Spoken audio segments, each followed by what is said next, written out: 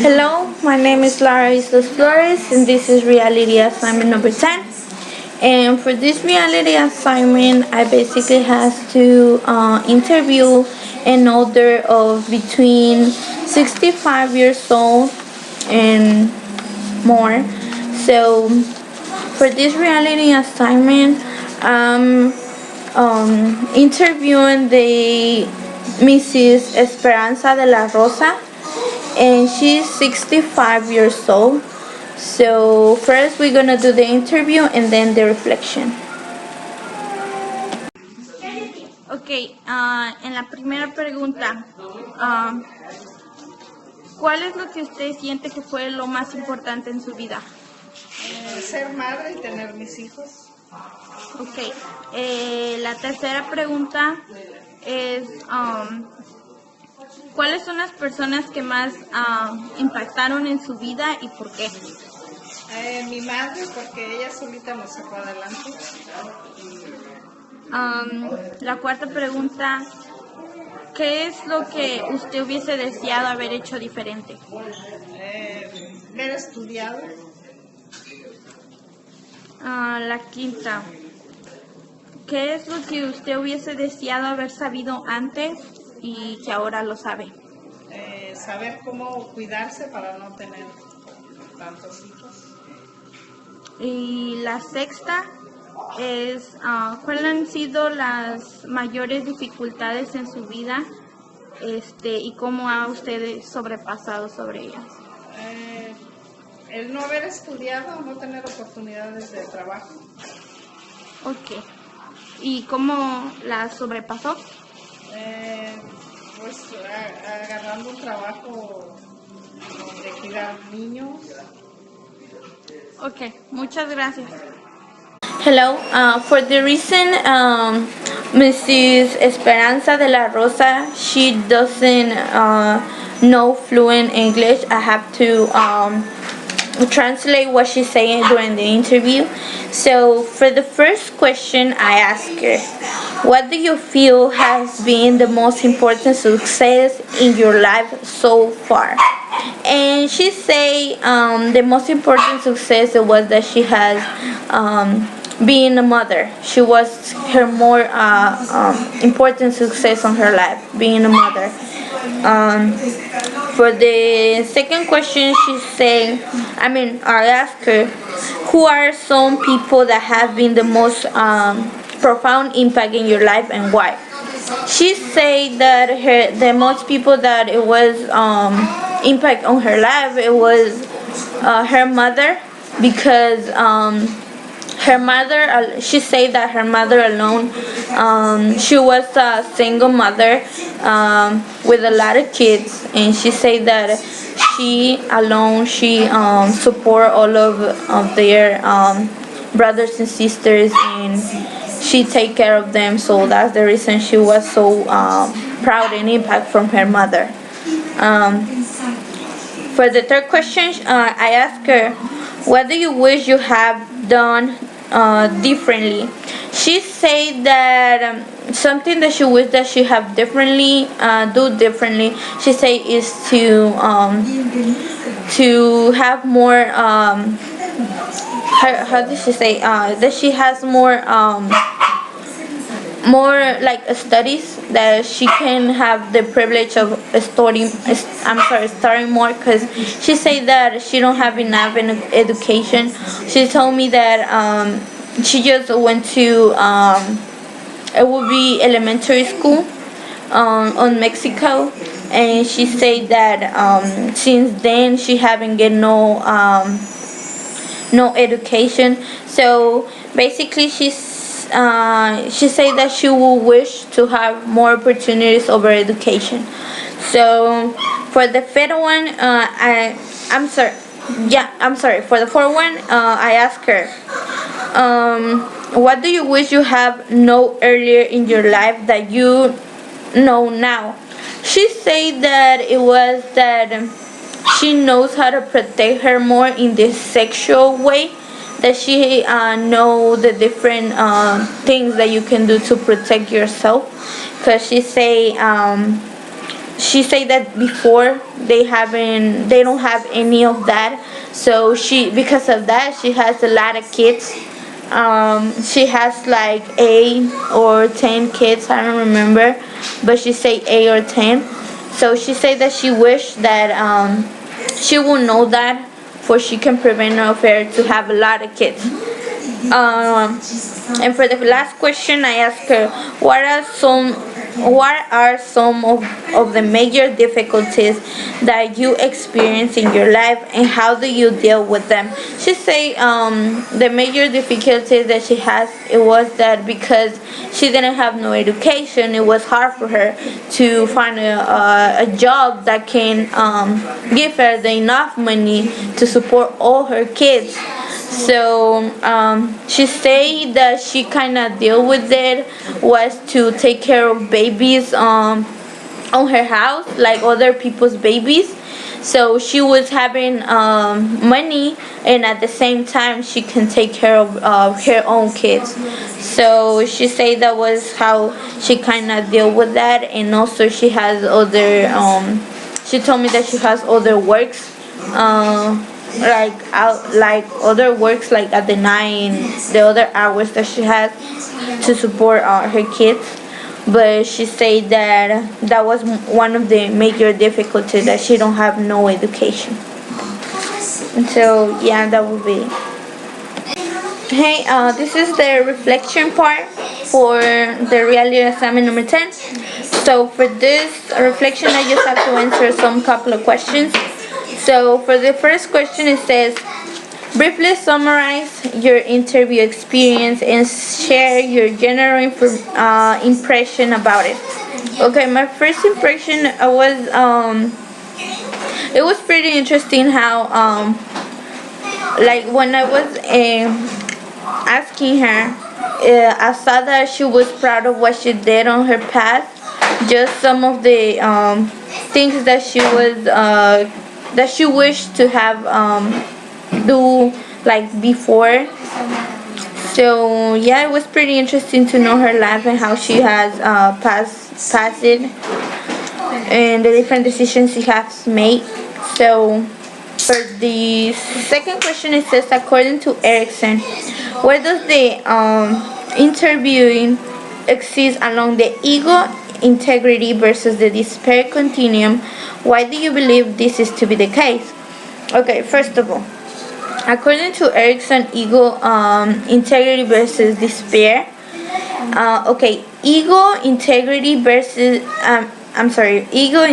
is when you feel good of what you did on the past, and you don't feel like regretting what you did and your type of decisions that you took. And despair is when you feel that most of the decisions and things that you did, it was wrong, that they were bad, and you feel bad with your life now.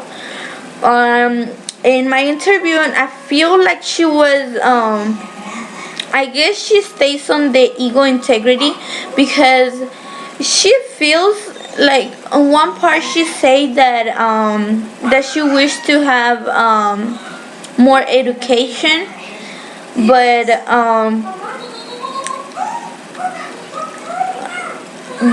I don't feel like that decision was something that she like she does regret it, but it's not like she's on despair that she feel really really bad that her life went really wrong because of that lack of opportunity that she had. So I guess she was pretty comfortable with what she has and the type of decisions that she took. So I think it was okay. For the third question, it says, identify one example of either primary or secondary agent you observe in your interviewing. Okay. For the primary, I found her on the primary aging, and I found that she was like impaired of hearing. She like how I say before, we were practicing. So like before we were doing the actual interview, I asked her first the questions, and she answered me, but like I have to ask her, like when I was practicing with her, I have to ask her like a couple of times for she can like kind of hear it. Like I saw that she was kind of like she cannot hear, so I guess that was one example. It could be the primary aging that I found on her. The for a question, it says, I'm so sorry. To what extent do you observe the interview aging in? And the two options is deliberate memory recall or automatic memory recall. So I guess she was more on the delivery memory call, and the reason is because the delivery memory call is when you, like when somebody asks you and you have to like try to remember the events that happened before, and the automatic memory recall is when you like right away you remember the things that happen. And I say that the deliberate memory recall because once again, when I said when we were practicing, I was in the question that I asked her, that who was the person that impact her more in her life. She say that it was her mother, and she remember because she say that that her mother support her, like all her brothers and sisters and her. So she was so thankful for her. So she started like telling me the when we were practicing. She started telling me all the stuff that her mother did that she was so proud of. That's the reason why she was feeling like that for her mother. So it was like kind of good memories, but she has to like think about them to remember them. So that's why I believe is the deliberate memory recall. For the fifth one, fifth question, it says, in answering the question, was the interview more likely to engage in reminiscence or live review? Okay. I believe it was more the reminiscence. I'm so sorry if I'm not saying it right, but it's like that because it says that reminiscence is often stayed on a pretty superficial level, with emphasis and recalling happy memories and simpler times. Like how I said, when we were practicing, she was talking good memories about her mother. So she was remembering all that happy memories that her mother did for her, all the support that she gave to her. So I guess it was that one. So for the last question, it says, which social theory of aging seems most applicable to the information you learn from the interviewing about their development as the stage? Okay, I decide there is. I'm so sorry. There is different options, and the option that I chose was the activity theory and the disengagement theory.